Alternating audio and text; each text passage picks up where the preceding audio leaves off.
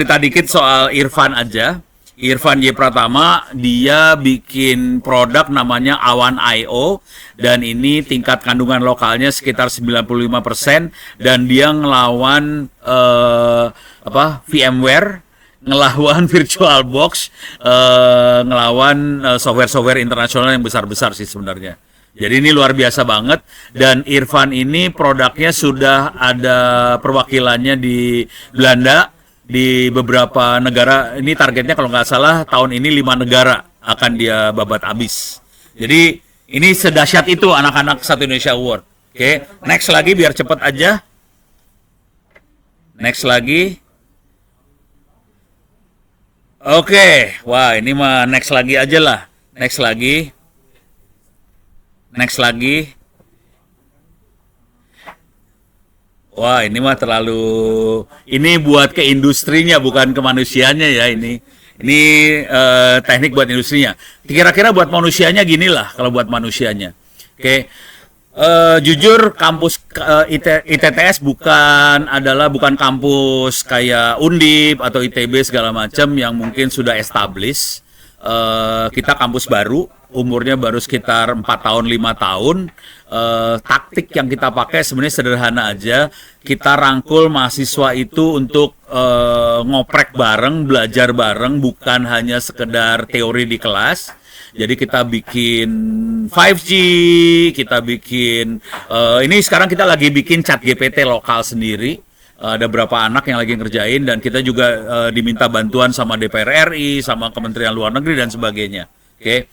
Jadi betul-betul di lapangan dan mereka rata-rata sekarang kerja. 75-80% mahasiswa ITTS adalah karyawan.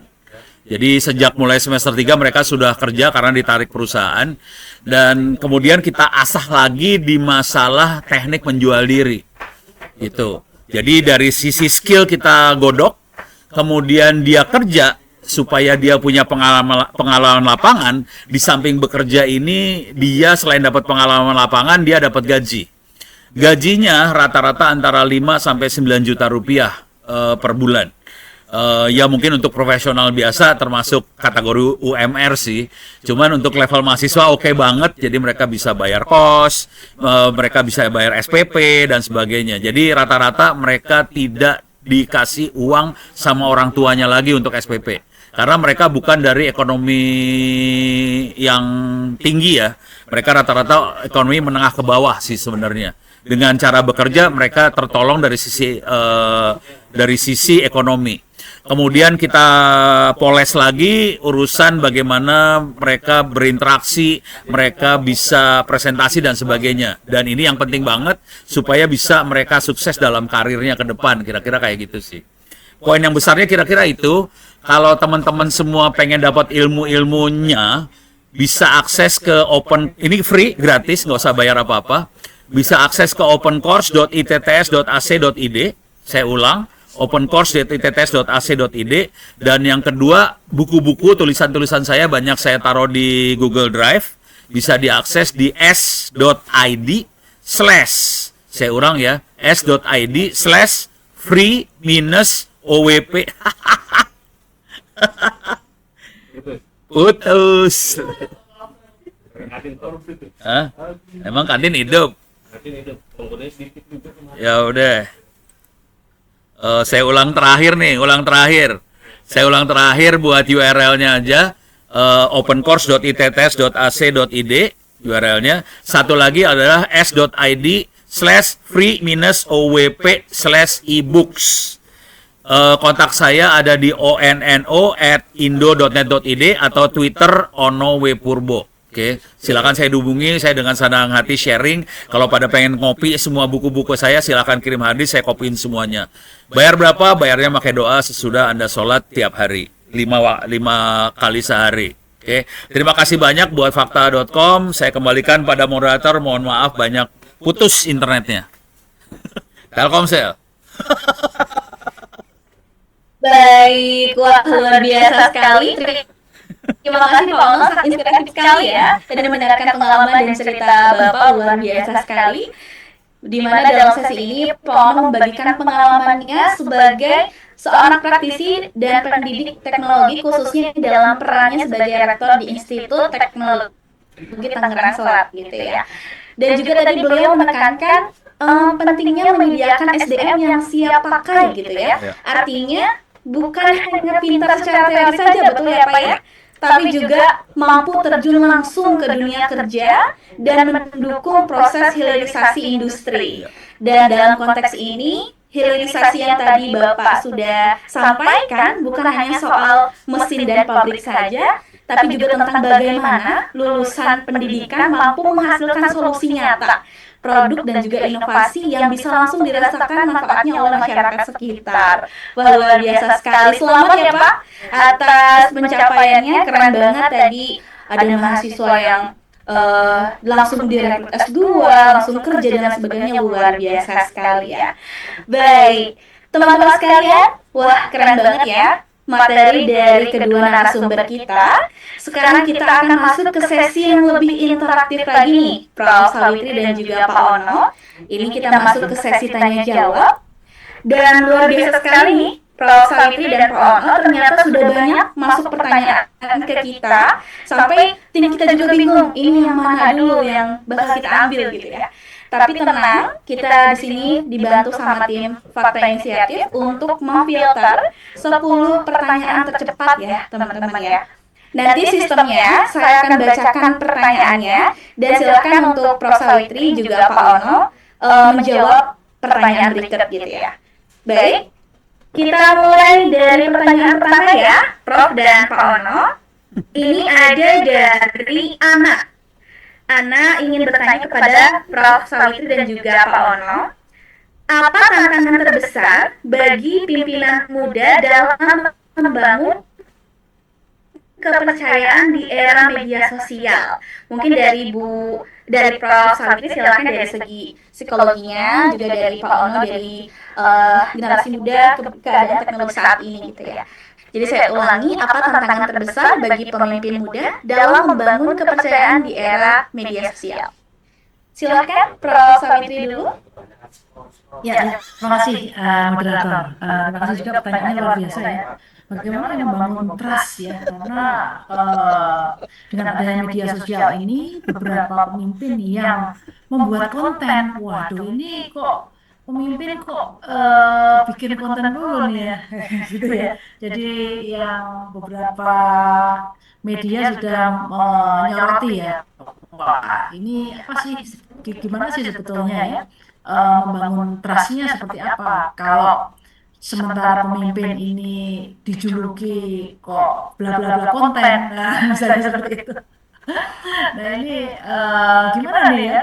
Nah ada kalanya memang media sosial itu menjadi satu apa display ya untuk menunjukkan aktivitas sehari-hari dan seterusnya ya. Namun tampaknya media sosial ini juga itu kan kosa awalnya naik kemudian turun gara-gara memang mungkin ada satu tindakan yang over ya dari satu sudut pandang saja biasanya ya. Jadi saya melakukan ini, saya melakukan ini, saya melakukan ini, tapi ada kalanya kita juga perlu bersama dengan kita stakeholder, klien atau ya semacam testimoni, kemudian postingan yang sejalan barangkali menggunakan media sosial sehingga apa yang kita lakukan barangkali bisa tervalidasi. Nah, memang kalau di era sekarang terutama kaitannya dengan masyarakat, kemarin juga barusan di media online ini ada Kemendikbudristek ini ya mengganti paradigma kampus merdeka menjadi kampus berdampak. Makanya ITTS selalu sebut ya, kebijakan belum ada, mungkin ITTS sudah jalan dulu nih ya, kampus yang berdampak ya, Pak Rektor. Jadi kebijakan belum jalan, ini udah jalan dulu ini, waduh ini benar-benar hebat luar biasa. Nah, ya itu tadi seperti yang apa namanya disampaikan Pak Rektor ITTS ini, barangkali tidak sekedar konten ya, tidak sekedar performance orientation, tetapi memang betul-betul berdampak. Artinya, oh mahasiswanya ternyata bisa studi lanjut. Ya, jadi tidak hanya satu sudut pandang aja nih, ngomong aja, oh mahasiswa saya berhasil gini, oke. Tapi ditampilkan mahasiswanya. Nah, ini saya hanya highlight dari yang sudah dilakukan Pak Ono ya, Pak Rektor ITBS ya, misalnya seperti itu. Jadi memang kalau sudut pandang itu dengan penggunaan media sosial itu hanya berhenti pada satu sudut pandang, memang trustnya agak sulit terbangun ya. Itu kan dari POV-mu aja gitu ya. Jadi POV orang lain dong, kayak tadi yang sampaikan Pak Ono juga membuat buku dan menyelenggarakan. Nah, kalau sampai itu aja, nah barangkali kita lihat dari user, pandangan dari stakeholder, pandangan dari teman-teman universitas yang mau menerima menjadi mahasiswa S2 dan seterusnya. Mungkin itu ya, Mbak Moderator. Baik, terima kasih Prof. Sawitri, luar biasa ya Prof ya. Boleh sekarang kita dengarkan pandangan dari Pak Ono, gimana nih Pak? Terima kasih. Ini ada masukan nih, sebelah saya ada wakil rektor sih sebenarnya. Udah cengar-cengir nih wakil rektor saya nih. Kalau dia ngomongnya, kalau wakil rektor yang ngomong gini, dia bilang, jangan scroll kemana-mana, kita kuat scroll 5 jam tapi nggak ngasilin apa-apa. Itu sarannya wakil rektor.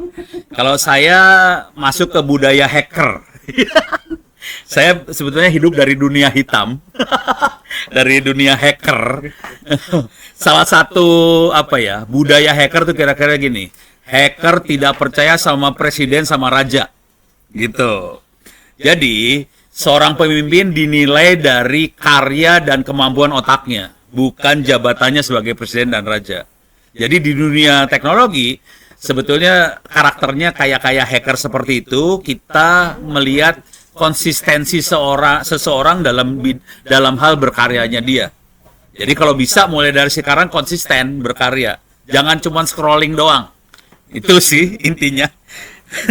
Jadi kita tidak percaya sama raja sama presiden. Tapi ya Pak Prabowo kita pilih kemarin, ya udah. Ya udah, itu balikin lagi.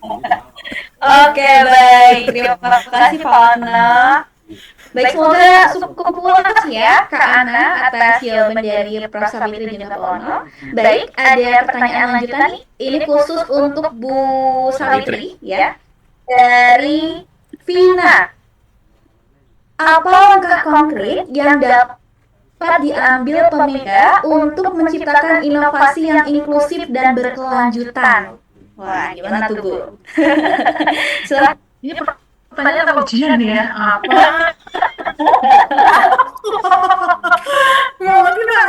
Apa langkah konkret yang dapat diambil pemimpin muda untuk menciptakan inovasi yang inklusif dan berkelanjutan? Wah, keren ini pertanyaan.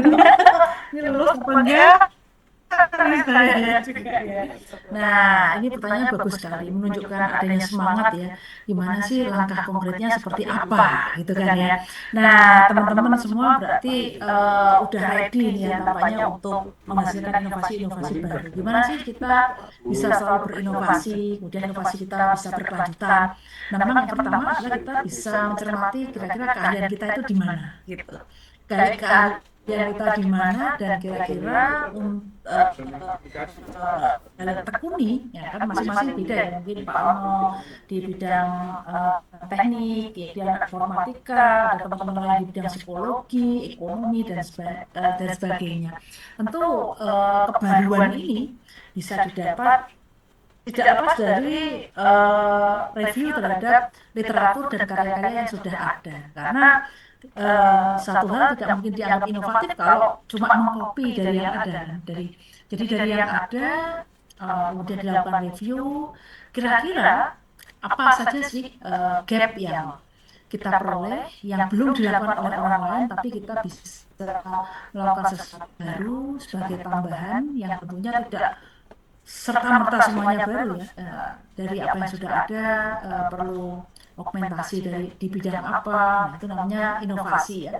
Nah kemudian dari situ barangkali kita dibuka resources apa yang kita punya dan apa yang perlu kita kembangkan. Ada teman-teman yang mungkin bekerja di universitas ya. Ada bahkan mahasiswanya Pak Almo ini sudah berhasil mendapatkan grant. Mungkin dari para dosen juga berhasil mendapatkan grant. Tapi ada sementara teman-teman di yang bekerja sebagai wirausahawan ini kan juga perlu inovasi. Nah, saya contohkan beberapa teman-teman wirausahawan ini yang luar biasa ya. Kalau dulu orang jual mobil itu kan mungkin hanya diam aja, kemudian mobil, kemudian ada pelanggan datang atau menempelkan apa itu namanya ya iklan di pohon gitu ya sebagai sesuatu yang statis. Tapi sekarang teman-teman udah luar biasa loh, proaktivitasnya ya, punya channel YouTube, kemudian menjelaskan bagian-bagian mobil yang dijualnya itu dengan cermat ya.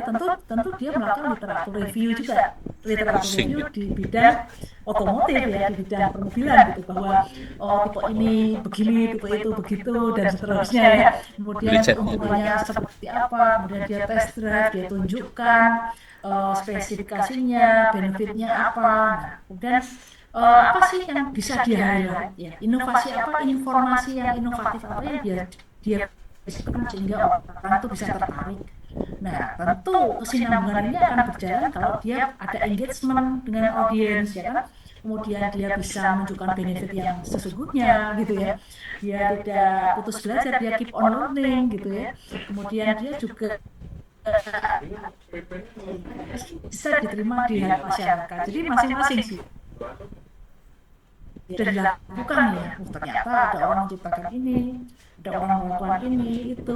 Nah, gap apa nih, celah apa nih yang bisa kita lakukan, dan nah tergantung bidangnya atau dia kerja di mana. Ketika dia di setting pendidikan tinggi, grant apa yang bisa diakses, network apa, network apa yang dia ya, kolaborasi dengan siapa ya. Kalau dia wirausahawan sama stakeholdernya siapa, kemudian audiensnya bagaimana, kolaborasi dengan siapa yang dia bisa jalin seperti itu. Oh, ketemu sama si Fatan kan? Karena ada keinginan yang terus-menerus untuk belajar, tidak diam dulu aja dari situ ya. Kemudian pasif ya, kemudian merasa cukup ya, aduh malas banget belajar ya, nggak bisa. Jadi memang tetap terus berinovasi, terus belajar. Wis. Gitu kira-kira Mbak. Atas jawabannya. Lulus dari pop ya? Lulus kayaknya. Oke, baik. Nih. Gini katanya Pak. Di tengah gempuran AI dan teknologi canggih, soft skill apa yang menurut Bapak wajib dimiliki pemimpin muda masa depan? Karena saya belum punya pengalaman memimpin, tapi ingin belajar bagaimana langkah konkret yang bisa saya lakukan. Nah, boleh Bapak silakan dijawab. Sosial medianya diganti. Minta maaf, sebelah saya ngawur ini. Bikin tidak konsentrasi ya. Parah ya. Tapi kira-kira gini.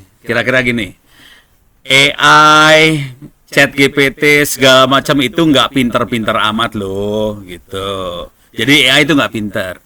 AI kelihatannya pinter karena kita banyak memberikan data. Yang AI tidak bisa adalah kreativitas. Itu yang terutama. Kreativitas adanya di manusia sih sebenarnya. Jadi pakailah AI sebagai alat bantu. Jadi AI sangat membantu. Saya kemarin, jadi ceritanya gini, saya kemarin hari Kamis saya bikin daftar isi buku Kamis tuh. Karena minggu depan saya diminta ngasih workshop tentang bagaimana menggunakan AI untuk menganalisa media sosial. Kamis saya bikin isi buku. Hari Minggu sudah jadi buku 200 halaman. Gitu. Itu kalau pakai AI aja nggak bisa. Jadi kita harus pintar, kita harus kreatif juga. Jadi kuncinya bukan di AI sih sebenarnya. Manusianya harus pintar, harus kreatif, dan dia harus bisa melihat masalah. AI nggak bisa lihat masalah loh. Jadi misalnya, saya lagi turun ke desa. Ini di desa ini masalahnya apa ya? Itu nggak bisa tanya ke AI itu. Kita harus ngobrol sama orang desanya. Misalnya, kenapa sih orang-orang desa ini pada pergi ke kota semua? Kenapa anak mudanya pergi ke kota semua? Oh, ternyata nggak ada kerjaan di desa. Oh, ternyata tanahnya sudah tidak subur. Bagaimana dengan tenaga yang ada, pengetahuan yang ada, kita bikin tanah jadi subur. Kita bisa bikin terasering, kita bisa bikin pengairan supaya tanahnya subur. Selama ini air bablas, kayak gitu-gitu. Itu adanya di manusia, jangan khawatir. Jadi saya sih nggak khawatir sama AI sih, tapi AI kita pakai supaya kita hidupnya lebih efisien, kita geraknya lebih efisien. Jadi AI kita pakai sebagai alat aja, tapi tetap ada di kita. Jadi nggak usah khawatir. Kalau Anda kesulitan, mari bergabung sama teman-teman kita yang agak gila-gila ini di Twitternya ITTS. Nggak, kita hampir tiap minggu. Iya, kita hampir tiap minggu ada webinar mahasiswa. Dan kita juga dengan senang hati kalau teman-teman semua pengen jadi narasumber, kita menyediakan wadahnya, kita akan menyediakan panggungnya supaya Anda semua bisa maju. Kita maju bersama lah. Hidup tuh enak kalau semuanya maju gitu. Rezeki mah udah diatur dari yang bikin manusia, tenang aja. Gitu. Oke ya, siap. Sukses semua. Baik. Baik. Lalu bagaimana dengan ini, Pak? Tadi ada satu pertanyaan yang belum terjawab. Apa tuh? Kata penanya kita ini belum punya pengalaman memimpin, Oke. tapi ingin sekali belajar. Langkah konkret apa yang bisa dilakukan dari sekarang, katanya begitu, Pak. Ini wakil rektor ini parah banget. Bikin konsen kacau. Tapi ginilah. Memimpin itu bukannya memerintah, itu beda ya. Seringkali yang ada di Republik ini memerintah, bukan memimpin. Kalau saya cara memimpin gini kira-kira. Kita memberi, jadi bedanya pemimpin sama bukan pemimpin itu gini. A leader is the one who knows the way, shows the way, goes the way. Knows, shows, goes. Jadi leader bukannya who command, who memerintah orang, enggak. Dia harus tahu jalannya, dia ngasih lihat jalan, dia menjalani jalan itu. Dengan cara itu orang akan mengikuti apa yang dia kerjakan karena melihat apa yang dikerjakan bagus. Kita nggak memerintah orang buat ngerjain apa, tapi kita jalankan dan mereka lihat, oh bagus, saya ikutan dong sama Ono supaya rezekinya naik misalnya. Jadi Ono caranya gitu. Ono tidak memerintah orang. Ono ngajakin mahasiswanya Ono, kamu jadi narasumber. Kamu ngajuin proposal ke Australia. Mereka nulis, nanti saya arahkan. Tapi saya bukan merintah. Saya ngajak. Setelah mereka lihat, oh ternyata bisa. Oh ternyata asik. Oh ternyata kita jadi terkenal, kan mereka rata-rata pansos juga ya. Nah udah, dari situ mereka ikut semua. Jadi caranya memimpin kayak gitu, tidak memerintah sih sebenarnya.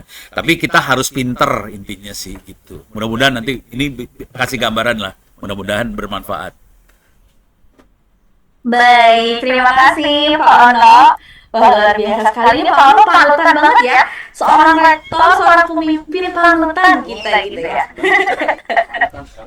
Tidak pelit berbagi ilmu ya Pak. Baik, luar biasa.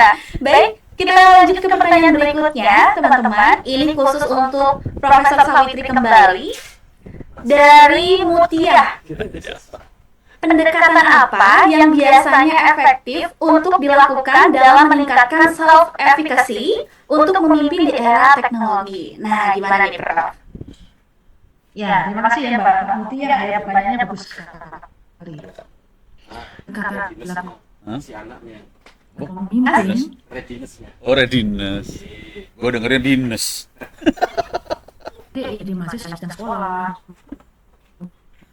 dan juga pengalaman berhasil dari adik-adik sendiri ini penting, sehingga mencoba berbagai peran, khususnya kalau pertanyaan itu secara efekasi menjadi pemimpin, berarti seberapa yakin kamu nanti bisa jadi pemimpin ya. Keyakinan itu dipupuk dari pengalaman berhasil, termasuk pengalaman gagal ya. Karena pengalaman gagal itu bisa kita review. Kok saya gagal ya, nggak ada yang demo ya, kemudian punya program begini nggak ada yang ngikutin, sedang membangun trust tapi kok ternyata nggak bisa. Itu saatnya kita berintrospeksi, mungkin mumpung masih muda banyak masukan yang mungkin kita bisa dengar ya, opini, feedback seperti itu. Kemudian itu tadi ketika mencoba berbagai peran, dengarkan kanan kiri, feedback dan sebagainya dari teman-teman senior, teman-teman yang mungkin peer group-nya juga seperti itu. Kemudian kalau adik-adik punya lingkungan yang oke, ya kemudian yang settle seperti itu memungkinkan adik-adik mengakses role model, role model yang bagus, jadi bisa ketemu yang tadi namanya vicarious experience, kita belajar dari orang lain. Oh, kita sendiri, tapi dari kegagalan orang lain atau kekurang sempurnaan dari pengalaman orang lain itu kita bisa note ya, kita rasakan juga dari pengalaman-pengalaman itu, kita introspeksi hanya bisa tidak segera dalam wawancara kerja kita Putus-putus ya? memilih Putus-putus. Hah? Oh, alah. Emang parah ya? Telkomsel parah. Di sini parah maksudnya. Tapi enak maki-maki Telkomsel dulu. Kurang ajar dulu. berhasil memimpin sebuah kegiatan, sebuah organisasi ini apa? Coba cerita. Apa dia juga putus-putus tadi? Nggak sekedar terviewer tampaknya ya.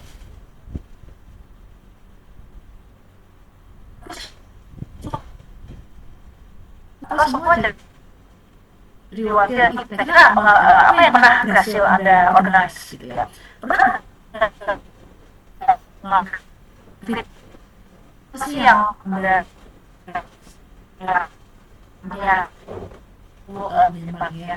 Jadi perlu coba ini berat masih budaya mungkin dia ada pengalaman berhasil dan juga gagal tadi, kemudian model yang bisa diakses sehingga kita bisa mendapatkan vicarious experience dari vicarious learning, kemudian feedback dari orang lain.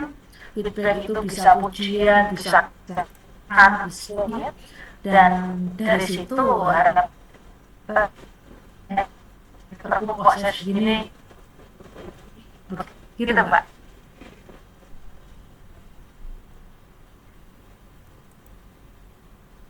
Oke, baik. Terima kasih, Prof. Sawitri. Berikutnya, ini masih ada pertanyaan. Ini untuk bagaimana cara menjaga semangat kolaborasi di dunia digital yang terkadang terasa individualistik dan kompetitif. Nah, gimana nih Pak? Waduh. Bentar. Maaf. Ya. Ya udah dibuka. Kolaborasi ya. Wah, intinya gini lah. Kolaborasi itu bisa terjalin kalau ada kepercayaan dan kita kenal dengan baik satu sama lain. Kuncinya apa di situ? Ngobrol, ngopi bareng. Jadi masalah guyup ya. Gimana kita sering ngobrol, ketemu, ngopi bareng, ya akhirnya terjadi dengan ngobrol. Dari situ kita bisa saling tahu. Si ini jago apa, si ini jago apa, si ini jago apa. Kalau butuh apa, kita bisa saling kerjasama. Jadi intinya sih gitu aja sih. Kalau saya sih ngobrol sih sebenarnya. Ini posisi saya aja ini bukan di ruang kantor ini di kantin. Makanya sebelah saya banyak penjahat di sebelah saya. Bukan pembisik, bikin ngerusak ya, nggak konsen. Kira-kira itu sih Bu, paling gampang. Wah, putus.